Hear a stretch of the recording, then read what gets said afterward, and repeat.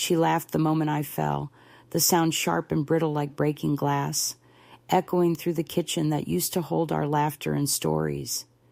It wasn't a kind laugh. It wasn't even a surprise laugh. It was the kind of laugh that sinks into your bones and refuses to leave, the kind that shatters what little dignity you thought you had left.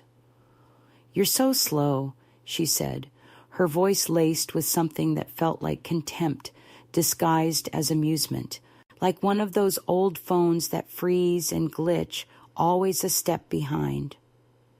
That was my daughter, the woman I had raised and loved, standing over me as I struggled to find balance on the cold linoleum floor. I'm 78 years old now, and I live alone in a house filled with memories that sometimes feel like both a blessing and a burden. This kitchen, with its peeling linoleum and chipped wooden cupboards, still smells faintly of the dinners I once made for her, the scents of cinnamon and roasted chicken clinging stubbornly to the air.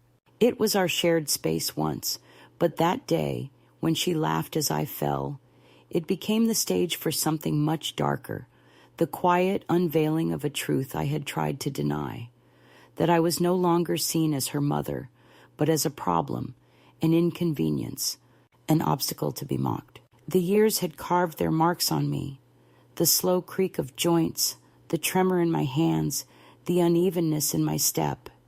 But I never imagined that age would become a weapon wielded so coldly by the person who should have been my greatest protector. I remember the day vividly, not because it was extraordinary, but precisely because it was so ordinary, so quietly devastating. She had come to visit with my granddaughter, saying it would only be for a couple of days, but as days stretched into weeks, the atmosphere grew heavy with an unspoken tension. Every interaction became a minefield of small jabs, disguised as jokes, and critiques, disguised as concern. "Maybe you should sit down more," she would say, watching me carefully as I reached for a glass or tried to steady myself on a slippery patch. "You're dropping things again," she'd comment casually when I spilled a bit of tea or let a dish slip from my hands. The house was no longer a home, but a stage where I was being judged, monitored, and dismissed. The granddaughter, once bright-eyed and curious, seemed to adopt the same detached stance, her glance sliding past me as if I were part of the wallpaper, unnoticed and unimportant. I felt myself shrinking under the weight of it, as if the space I occupied was being claimed by a shadow of indifference and impatience. That fall was not sudden, but rather the culmination of months of subtle erasure. I had noticed the shift long before I landed on the floor that morning. The silences that stretched longer than they used to, the way my daughter's eyes would flicker away when I looked for reassurance, the growing absence of warmth in her tone. I had lived through decades of loving and caregiving, raising her with the patience and devotion only a mother knows. And yet here I was, reduced to a spectacle, a slow, clumsy relic of the past. When I finally slipped, the sound of my body hitting the floor seemed to resonate deeper than the kitchen tiles. It was the echo of all the times I had been invisible, dismissed, and forgotten. She didn't rush to help me, didn't reach out her hand with concern or worry. Instead, she pulled out her phone and snapped a picture, her laugh ringing loud enough to fill the empty spaces of my heart. "Mom," she said, barely stifling a grin. "You're like a joke from those silly internet videos. Everyone's going to love this." The words stung sharper than any fall could have. In that moment, the warmth I had once felt in her presence was replaced by a cold, clinical distance that cut through me like a blade. I lay there, feeling the sting of bruises, both physical and emotional, and I understood something I had resisted admitting for far too long. The daughter I loved was no longer the person who would care for me in my vulnerability. I was not just old and slow. I was a source of amusement, a burden to be managed, a faded memory best kept at a safe distance. The realization settled like dust over everything I thought I knew about family, love, and the bonds that were supposed to hold us together. How did it come to this? How did the woman who once clung to my hand as a child, who sought comfort in my embrace, become someone who mocked my pain and disregarded my dignity? I think back to the countless mornings I woke before dawn to prepare breakfast, the evenings I stayed up sewing costumes for school plays, the nights I sat by her bedside during fevers and heartbreaks. All those years of being a mother seemed to unravel in a single cruel moment, the laughter echoing as a reminder that time had changed everything, except the hardness in some hearts. Living alone now, in the quiet that fills my days and nights, I carry the weight of that fall, not only on my body, but deep within my spirit. The kitchen, once the heart of the home, now feels like a silent witness to the fracture that widened between us. Yet even in this solitude, I find moments of clarity and strength, a fierce resolve that perhaps I am more than the sum of their dismissals. Aging is not a curse, nor is it a punchline. It is a journey, one I am still walking with as much grace and courage as I can muster. This story isn't just about a fall on a kitchen floor. It's about the way love can fracture, the way roles shift, and the way the very people we trust can sometimes become the source of our deepest wounds. It's about reclaiming dignity when it feels lost, about standing up when the world expects you to stay down. And above all, it's about the quiet power of resilience, the kind that builds slowly in the cracks of loneliness and shame, until one day you realize you have been holding yourself up all along. If you listen closely, this kitchen still whispers the echoes of my fall and my rise, a testament not just to what was broken, but to what was never truly lost. The moment she laughed when I fell in the kitchen was not an isolated incident, but the sharp turning point in a series of moments that had been quietly unraveling the fragile threads holding us together. It was the culmination of a long, unspoken drift that neither of us dared to name aloud, but which was felt in every glance, every word left unsaid, and every small act of neglect that accumulated like dust in the corners of our shared space. That day, as I lay there on the cold linoleum floor, her laughter ringing through the room, I realized with painful clarity that the person who should have been my daughter had become a stranger who saw me not as her mother, but as an obstacle, a source of irritation, and ultimately something to be ridiculed. This shift was not sudden. It had been gathering force in the background of our interactions, like a slow tide pulling away from the shore, leaving me stranded and exposed. For years, I had been the anchor of our family, the one who held the pieces together when storms came, who softened the sharp edges of life with love and care. I cooked the meals, wiped the tears, and mended the broken things. Not just toys and clothes, but hearts and hopes. I never imagined that one day my presence would become a weight too heavy to bear, that my age and frailty would transform from reasons for tenderness into excuses for mockery.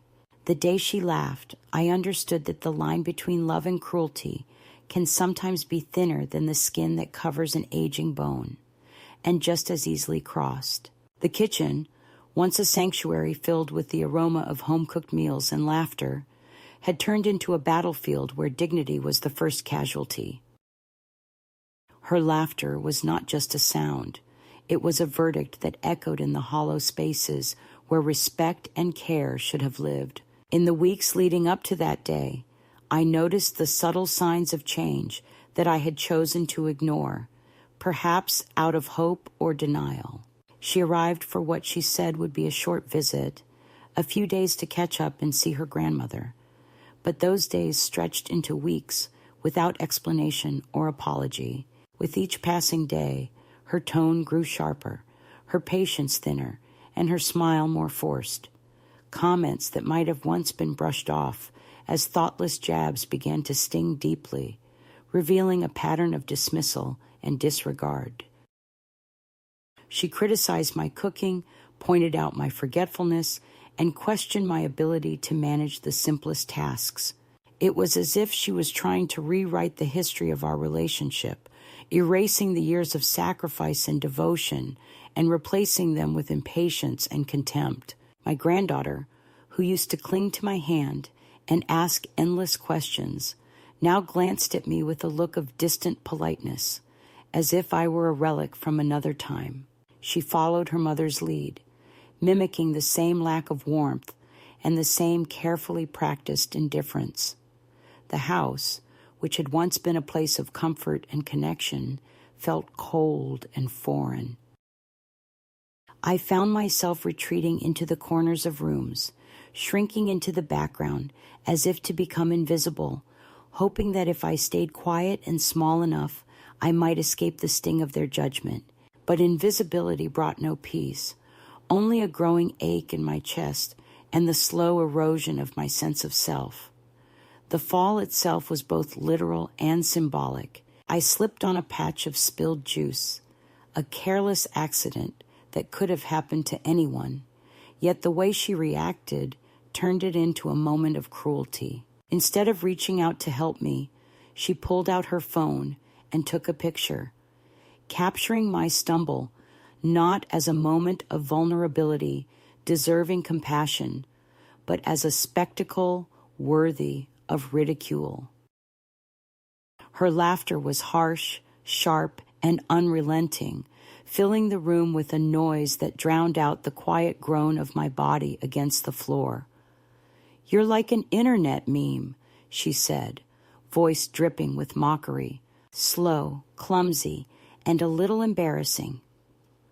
The words landed like blows, cutting through the fabric of the mother-daughter bond we had once shared.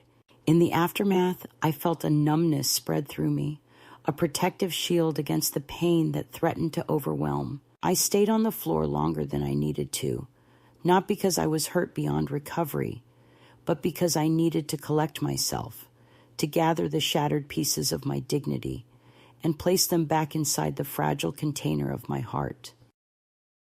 The silence that followed her laughter was heavy, filled with the absence of apology or concern.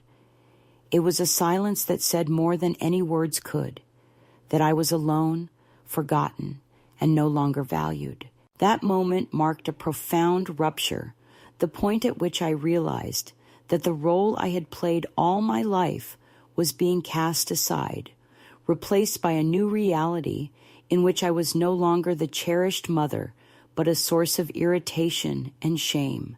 This catalyst forced me to confront painful truths about the nature of love and aging. It showed me that family ties, no matter how strong, can fray and break under the weight of unspoken resentments and unmet expectations. It revealed the stark reality that sometimes those we love most are the ones who hurt us the deepest, not out of malice, but out of a blindness born of their own frustrations and fears. The laughter that echoed in the kitchen that day was not just a sound, but a turning point, a moment when the delicate balance of care and neglect tipped irrevocably toward abandonment. Yet within that rupture, there was also the seed of awakening.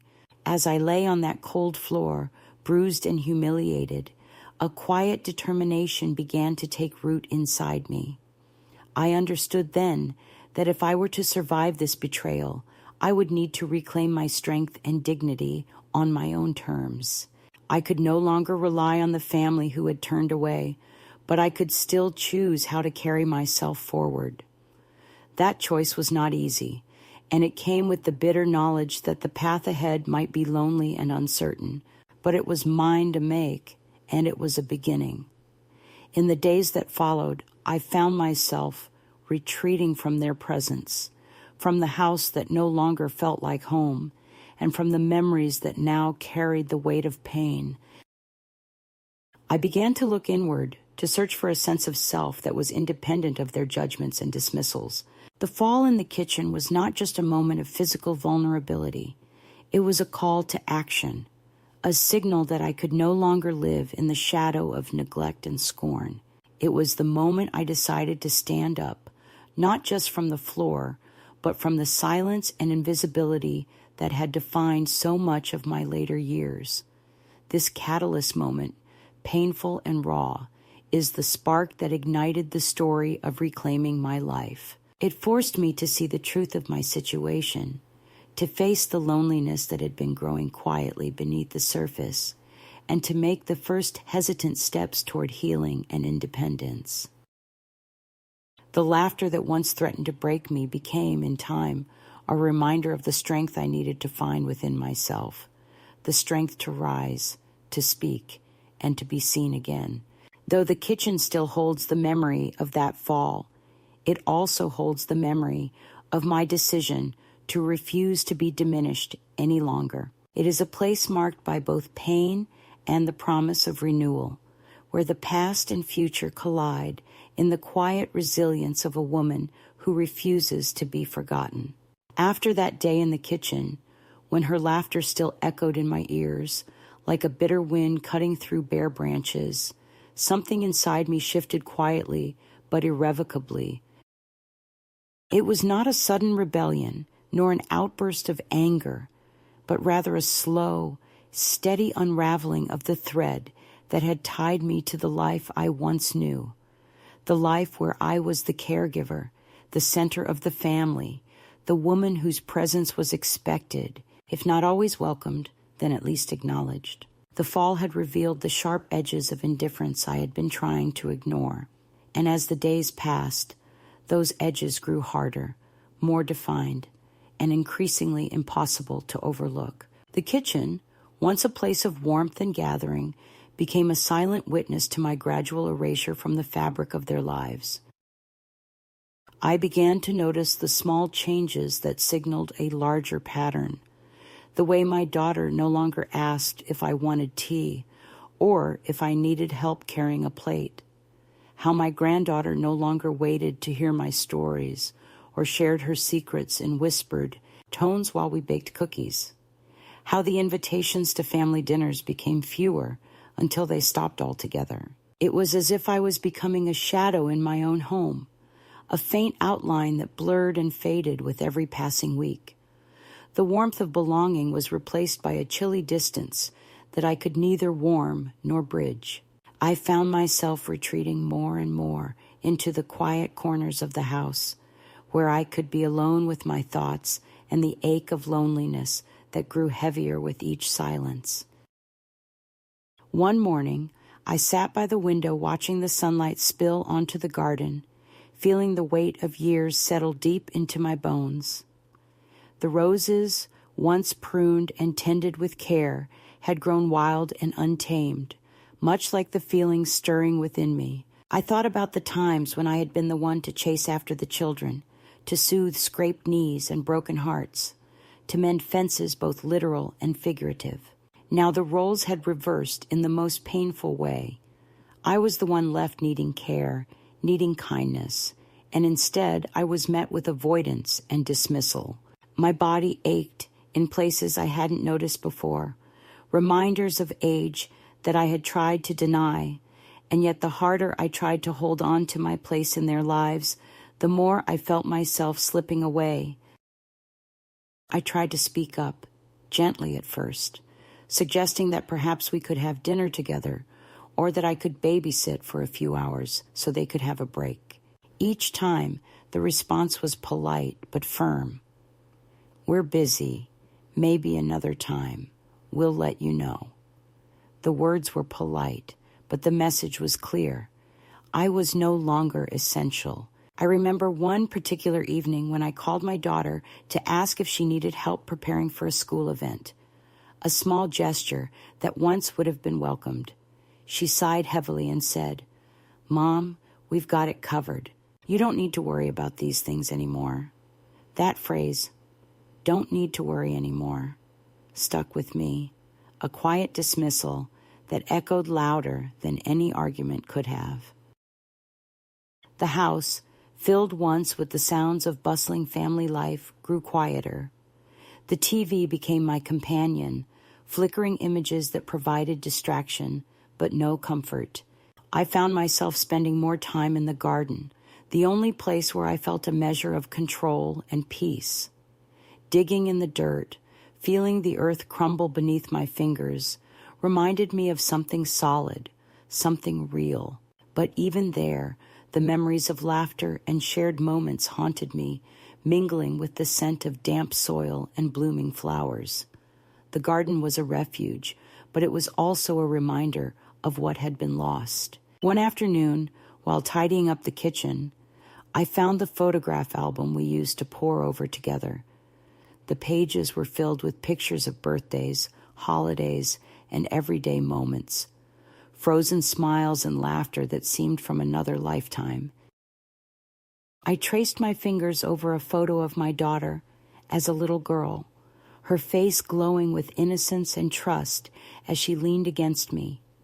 The contrast between then and now was a chasm I struggled to cross. I wondered when the shift had happened, when love had turned into neglect, care into coldness. The album felt heavy in my hands, a testament to a history I cherished, but no longer seemed to be a part of. The hardest moments were the ones that came without warning, a missed phone call, a canceled visit, a forgotten birthday. Each absence was a small wound, barely visible, but accumulating until the pain was undeniable. I learned to hide my hurt behind smiles and quiet acceptance, not wanting to burden them with my sadness. But inside, the loneliness grew like a slow fire, consuming the edges of my hope. I realized that I was no longer part of their plans, no longer the one they called first or depended upon. I was becoming a bystander in my own life, watching as the distance widened and the warmth faded. One evening, as I prepared a simple meal for myself, I heard the front door open and close softly. My daughter and granddaughter had arrived later than usual, the air between us thick with unspoken tension. I set the table quietly, avoiding their eyes, hoping to keep the peace. But the evening unfolded with awkward silences and forced conversation, punctuated by sharp remarks disguised as jokes. My granddaughter spilled her juice, and my daughter rolled her eyes, muttering under her breath about clumsiness. The words pierced me, and yet I held my tongue, swallowing the sting so that the fragile peace wouldn't shatter completely. That night, lying in bed with the ceiling fan humming above me, I thought about the years we had shared, the love and laughter that once filled our home. I mourned not just the loss of their affection, but the loss of myself, the woman who had given so much and now received so little in return. But amid the sorrow, a quiet determination began to grow. I knew that if I wanted to be seen and heard again, I would have to change the story. I couldn't wait for them to remember me. I had to remember myself. Slowly, I began to reclaim parts of my life that had been neglected, reading books that stirred my spirit, reconnecting with old friends, and finding joy in small, solitary moments. I took walks in the neighborhood, feeling the cool breeze on my face and the steady rhythm of my own footsteps beneath me.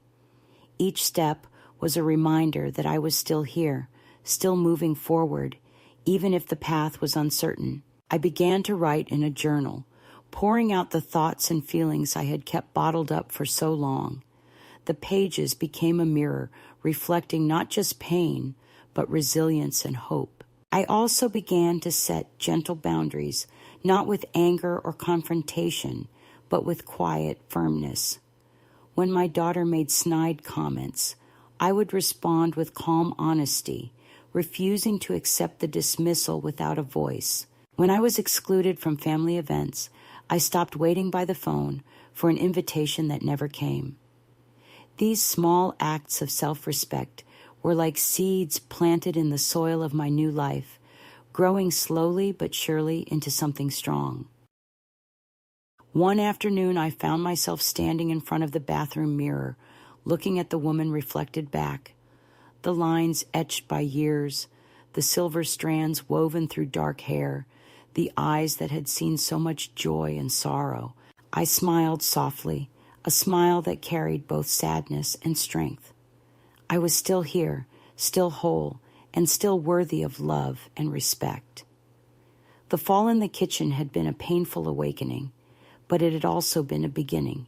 This first escalation was not a dramatic confrontation, but a slow, quiet erosion of my place in their lives, a fading into the background that left me feeling invisible, yet determined. It was a turning point that forced me to face the reality of my situation and sparked the journey toward reclaiming my dignity and independence. Though the laughter and neglect had wounded me deeply, they had also awakened a resilience I hadn't known I possessed. And in that resilience, I found the courage to begin walking away from what no longer served me, and toward a life defined not by others' judgments, but by my own strength. The turning point did not announce itself with fanfare or dramatic declarations, but rather crept in quietly, like the first light of dawn, slipping through the curtains of a long, dark night. After weeks of retreating into shadows and silences, I found myself standing at the edge of something unfamiliar but undeniable, a possibility that life could unfold differently, even now, when everything I had known seemed to be slipping away. It began one morning when I woke earlier than usual, the house still wrapped in the hush of dawn, and felt an urge to do something I hadn't done in years, to move with intention, to take control of the small corners of my world that had been neglected for too long. That day, I washed the kitchen floor myself, not out of obligation, but as a symbolic act, a reclaiming of space and agency. I scrubbed the linoleum with determination, working through the stubborn stains and scuffs until the surface gleamed faintly under the soft light. I knew the floor was slippery when wet. I remembered how easy it was to lose footing there. But I did not call out a warning to anyone. I simply cleaned and watched. This act, simple and unassuming to any outsider, held within it a quiet power.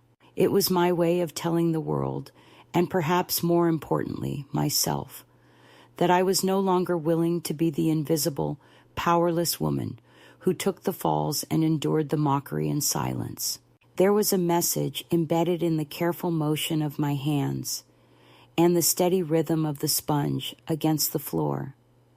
I had not forgotten, I had not forgiven, and I would not be caught off guard again.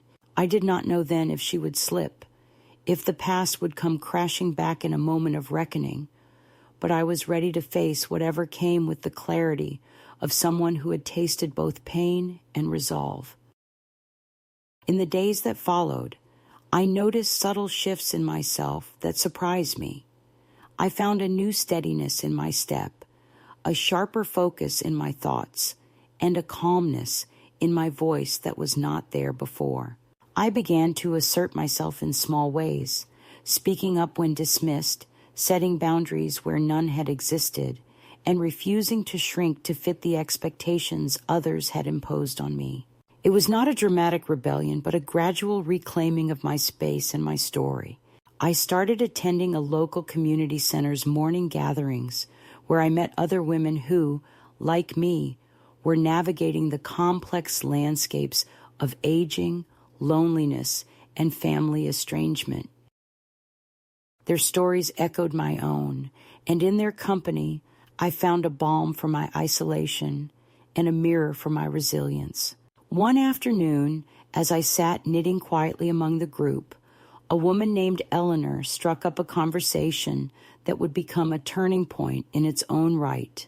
She was a few years younger, with sharp eyes and a laugh that reached her whole face, lighting up even the dullest days. Eleanor had been through a similar estrangement with her own daughter, a painful separation that had left deep scars, but also opened doors to unexpected friendships and self-discovery.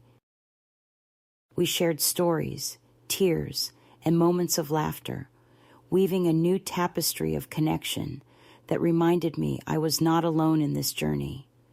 That sense of belonging, fragile yet real, gave me the courage to keep moving forward. At home, I began to make changes that reflected this new chapter. I rearranged the furniture to create spaces where I could sit and read in the sunlight, placed fresh flowers on the kitchen table, and opened the windows to let the breeze carry away stale memories. I bought myself a new coat, a simple navy wool one with deep pockets and a subtle pattern, something that felt like armor and invitation all at once. Wearing it, I felt a surge of pride and comfort, as if the fabric itself whispered promises of renewal and self-respect. The act of choosing it, paying for it with my own money, was a declaration that I still had worth, still had the right to care for myself in ways that mattered. The emotional weight I carried from the years of neglect and dismissal did not disappear overnight, but I began to hold it differently. Instead of letting it crush me, I let it shape me into someone who could stand in her own light, however dim or flickering it might be. I found joy in small victories, a kind word from a neighbor, a smile from a stranger, the quiet satisfaction of a day spent tending to myself. The kitchen, once a symbol of humiliation, slowly became a place where I could nourish not just my body, but my spirit. I cooked meals for myself, without waiting for approval or company, savoring the taste of independence in every bite.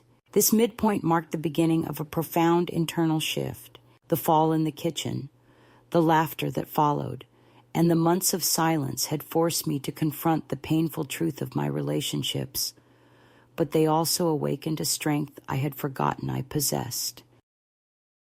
I was no longer willing to be defined by their rejection or to carry the burden of their indifference.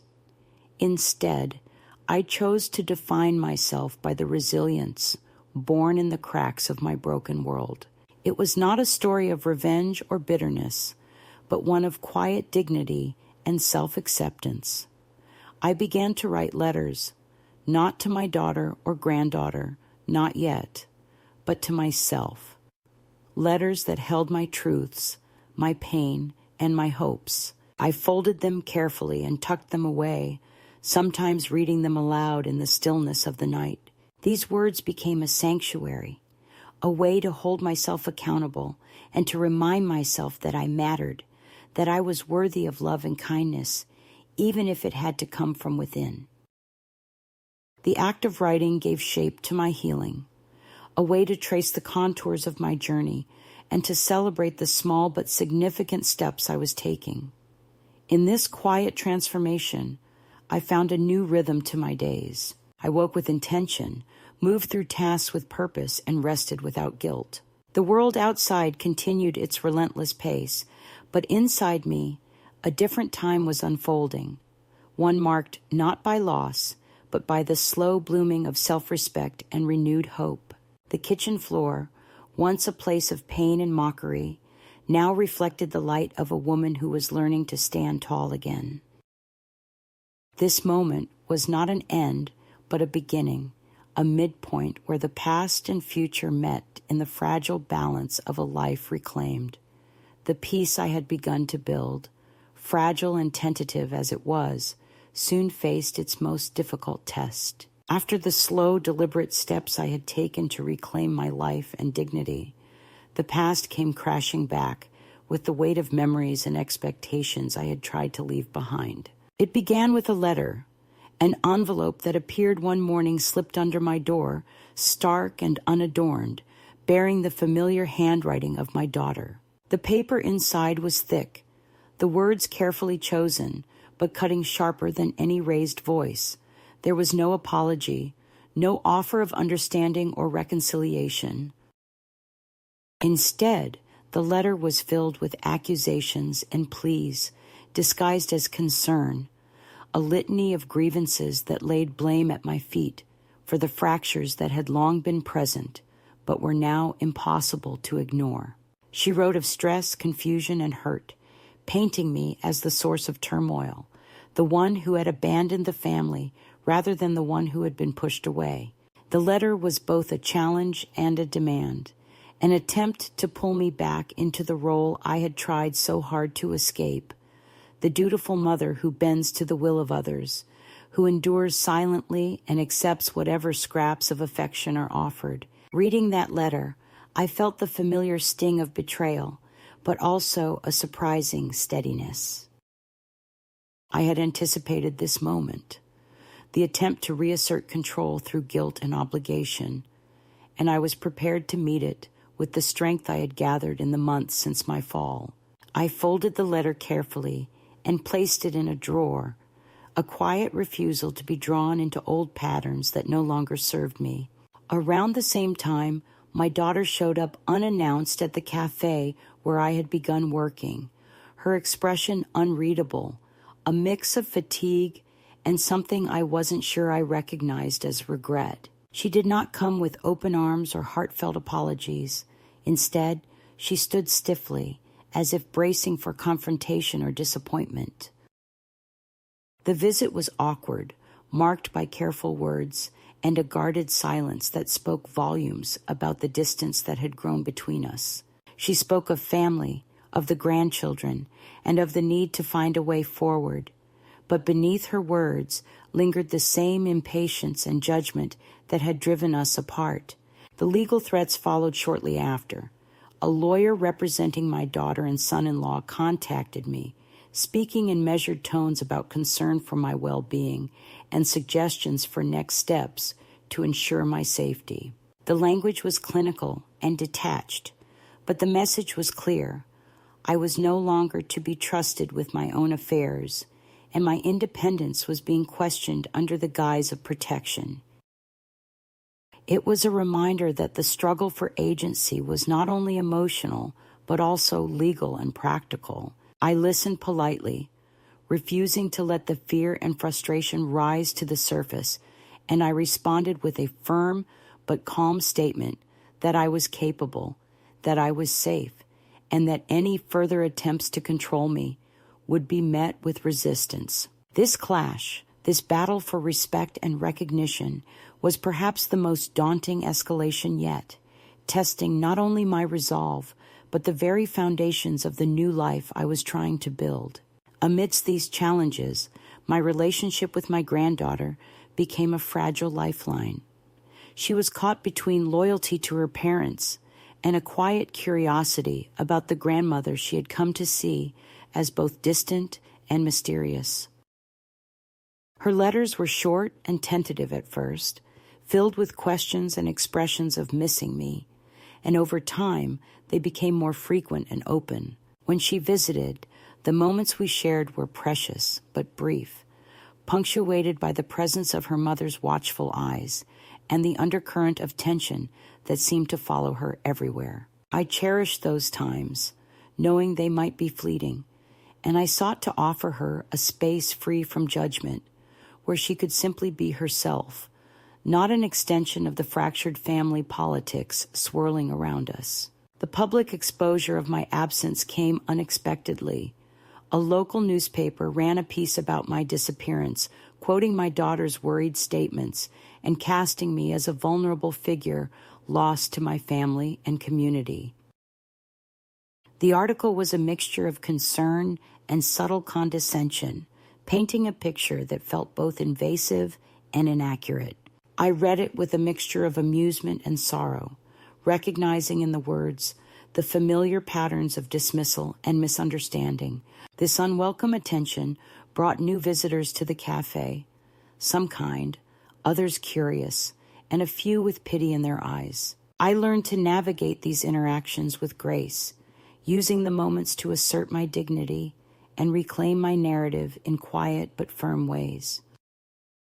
Throughout this second escalation, the emotional pressure was immense, a constant test of my ability to hold on to the sense of self I had begun to rebuild. The demands, the accusations, and the legal maneuvers were not just attempts to control my actions, but assaults on my identity and autonomy. Each interaction required a balance of strength and vulnerability, a refusal to be defined by others' expectations while remaining open enough to preserve the connections that mattered. The days were filled with moments of exhaustion and doubt, but also with flashes of clarity and resilience that reminded me why I had chosen this path. In the midst of the turmoil, new relationships began to form, offering unexpected sources of support and companionship. Arthur, a quiet man who frequented the cafe, became a steady presence in my life. His gentle kindness and shared stories, a balm to the wounds of estrangement. Joyce, my landlady and companion, offered a practical wisdom and no-nonsense friendship that grounded me when the world felt unsteady. These connections, built slowly and without pressure, reminded me that family and belonging could take many forms, and that healing often comes through the bonds we choose to nurture rather than those we are born into. The pressure from my daughter and her family did not relent, but neither did I. I found new ways to assert my independence, from managing my finances discreetly to setting clear boundaries about visits and communication. I learned to say no without guilt, to walk away from conversations that drained me, and to prioritize my well-being even when it meant disappointing those I once loved deeply. This was not an act of defiance for its own sake, but a necessary step toward reclaiming the respect and dignity that had been eroded over years of neglect and misunderstanding. As the weeks turned into months, the second escalation became a crucible in which my resilience was tested and strengthened. The past and present collided in ways that were painful and sometimes disorienting, but through it all, I held on to a vision of a future where I could live fully and authentically. The laughter that once echoed in the kitchen, the silence that followed, and the challenges that rose like waves against me became part of a larger story, one of survival, transformation, and ultimately hope. I knew that the journey was far from over, that the scars would remain and the tensions would flare again. But I also knew that I was no longer the woman who had lain on that kitchen floor, vulnerable and unseen. I was a woman who had learned to stand tall, to speak her truth, and to demand the respect she deserved. This second escalation, with all its pain and complexity, was not the end, but a powerful chapter in the ongoing story of reclaiming my life, my voice, and my place in the world. I wrote the letter slowly, deliberately, each word carrying the weight of years spent in silence, of dignity, battered but not broken. The pen trembled slightly in my hand, not from weakness, but from the fierce clarity that had taken root inside me. This was not a plea or a cry for understanding. It was a declaration, a line drawn firmly in the sand. For too long, I had been a shadow, a footnote in the stories of others, an obligation to be managed rather than a person to be loved. The letter was my way of reclaiming everything that had been lost. My voice, my power, my self-respect.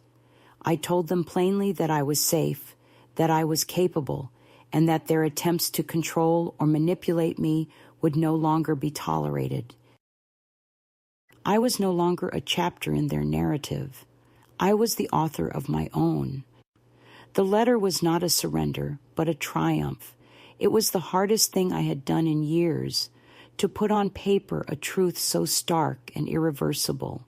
I knew that sending it meant closing a door, possibly forever, but I also knew that without this act, I would remain trapped in the limbo of waiting for a permission that would never come.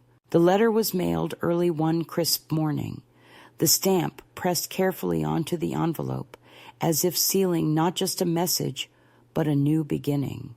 The act of dropping it into the mailbox felt like shedding a heavy cloak, a physical release of the weight that had settled on my shoulders. I walked away lighter, as if the ground beneath me had shifted to support the woman I was finally becoming. When the response came, it was not what I expected. There was no apology, no heartfelt plea for reunion or reconciliation. Instead, there was silence. For days, weeks, months, no calls, no messages, no visits. The void was vast, and yet in that emptiness I found a strange peace. Their absence was no longer a wound, but a boundary, a space where I could exist without being diminished or controlled. I was free to breathe, to grow, to heal without looking over my shoulder or waiting for approval. The silence became a sanctuary. With the legal threats behind me and the emotional ties loosening, I began to build something new. I found a rhythm in the simple acts of daily life. Brewing a cup of tea, tending to the garden, walking the quiet streets near my small apartment. Each step was a testament to my resilience, a quiet defiance against the years of neglect and dismissal.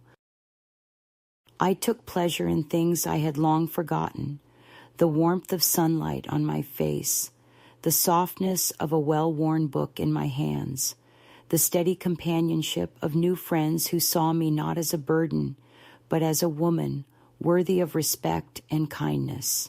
The visit from Lisa came unexpectedly, a tentative knock at the door that sent a ripple of memories and emotions through me. She was different, less polished, less certain, her usual sharp edges softened by exhaustion or perhaps regret. She did not come to plead or demand, but to speak quietly, to acknowledge the chasm that had grown between us. Her words were halting, filled with the awkward honesty of someone who had realized too late the cost of control and cruelty.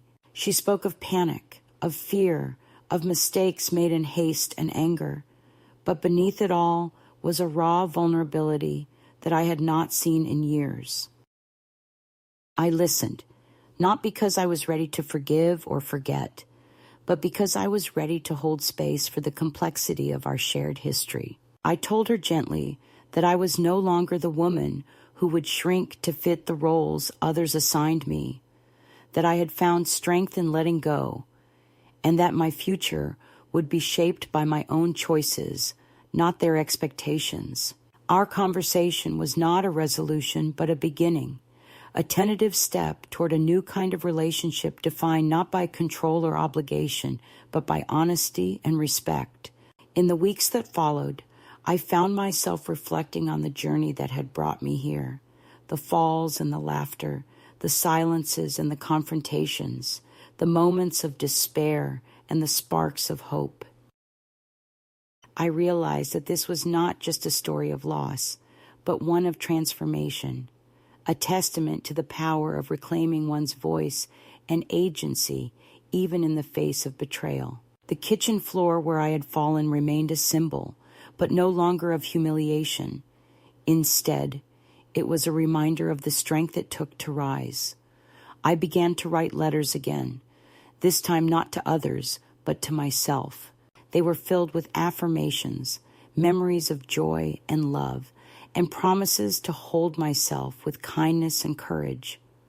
I tucked these letters away in a small box, a treasure trove of self-love to draw upon in the darker days. I learned that healing was not a destination, but a process, one that required patience, compassion, and the willingness to keep moving forward despite setbacks. The final act of sending that letter was a reclaiming of my story, a refusal to be silenced or erased. It was a boundary set with clarity and love for myself, a message that I mattered not because of what others demanded, but because I recognized my own worth. The aftermath was not always easy.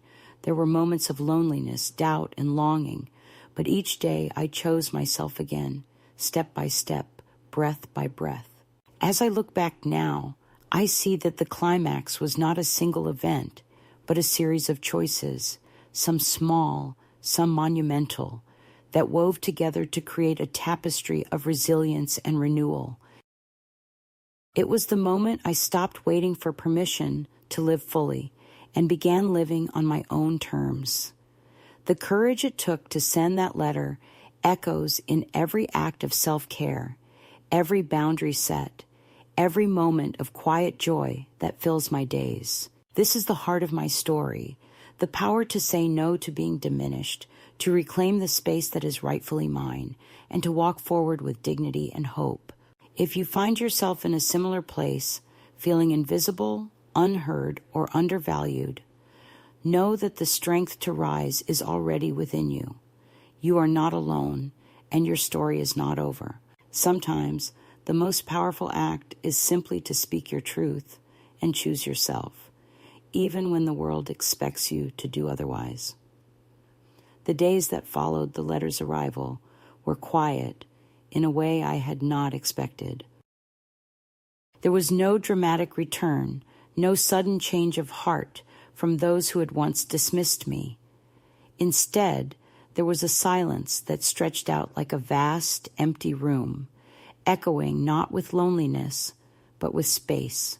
That space became a canvas, blank and waiting, inviting me to paint a new picture of what my life could be. In that stillness, I found a calm I hadn't known for years, a peace born not of forgetting the past, but of learning to live alongside it with grace and acceptance. I realized that this was the true freedom I had sought, the freedom to be myself, fully and without apology. One afternoon, a letter arrived, not from my daughter or son-in-law, but from my grandson. His handwriting was hesitant but sincere, and his words reached across the distance we had created, offering a fragile thread of connection. He spoke of missing me, of wanting to understand, and of hoping we could find a way forward on new terms. There was no demand or expectation, only a quiet invitation to rebuild a bond that had never truly broken, just frayed by time and hurt. I read and reread his letter, feeling a warmth spread through my chest that was both comforting and fragile. It was a reminder that love, in its many forms, can endure even the harshest storms. The meeting with him was gentle and unhurried, held in a modest motel room filled with the soft scent of takeout food and hotel soap. We spoke not as a grandmother and grandson bound by obligation, but as two people seeking to understand and be understood. There were no grand declarations or promises, only honest conversation and shared memories of better days. His presence was a balm to wounds I hadn't fully acknowledged, and in his company I felt the possibility of healing, not a return to what was lost, but a beginning of something new. The embrace we shared at the end was quiet but deep, a silent agreement that while the past shaped us, it would no longer define the future. Back at home, life settled into a new rhythm. The kitchen, once a place of pain and humiliation, became a sanctuary once more, not because of what it was, but because of what I had made it. I filled it with the sense of cooking and fresh flowers, with laughter from friends who chose to be part of my life, and with the quiet joy of moments lived fully and freely. Each day was a gift, and I embraced it with gratitude and openness.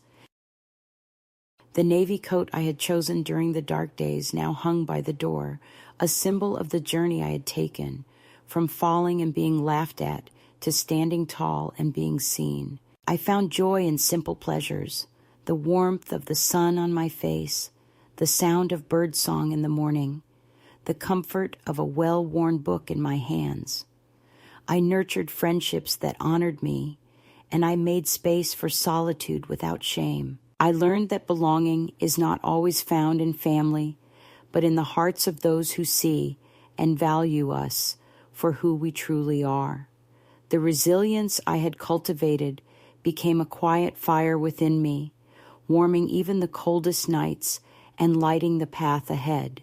There were moments of sorrow and longing, of course, echoes of what had been and what might never be. But these were no longer chains binding me to pain. They were threads woven into the tapestry of a life reclaimed.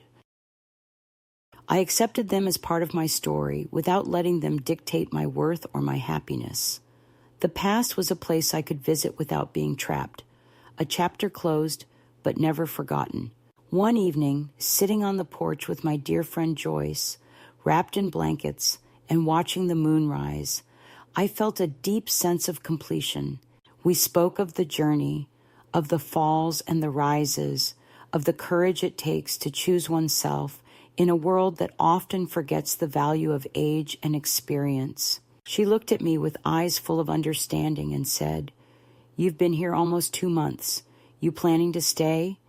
I smiled, feeling the truth of the moment settle within me. "Yes," I said softly. "This house, this life, it's mine now." I reached inside my dresser drawer and found the card I had written to myself in the early days, a message of hope and affirmation taped behind old recipe cards. I smiled as I read the words again. "Dear me, you waited so long for someone to save you. You forgot you were always the one holding the key. You didn't lose them. They let go. And you finally let go back. And look at the life that opened. Well done. Love me." Those words held me steady, a reminder that healing is a journey of love and acceptance, beginning with oneself. To any woman who finds herself in the quiet shadows of neglect, rejection, or invisibility, I offer this. You are not alone, and your story is far from over. It is never too late to choose yourself, to stand up from the floor where you may have fallen, and to walk forward with courage and grace. The journey may be long and winding, but every step taken with love for yourself is a victory. If you listen closely, you will hear your own heart whispering the words you need to hear. You are enough, you are worthy, and you are free. And if you find the strength to begin, come back and tell me. I will be here, sitting in my kitchen, wearing my coat, baking my pies, and waiting to hear your story, because in the quiet and the stillness, we are never truly alone. We are part of a circle of women who rise not in spite of our falls, but because of the strength we find in standing again.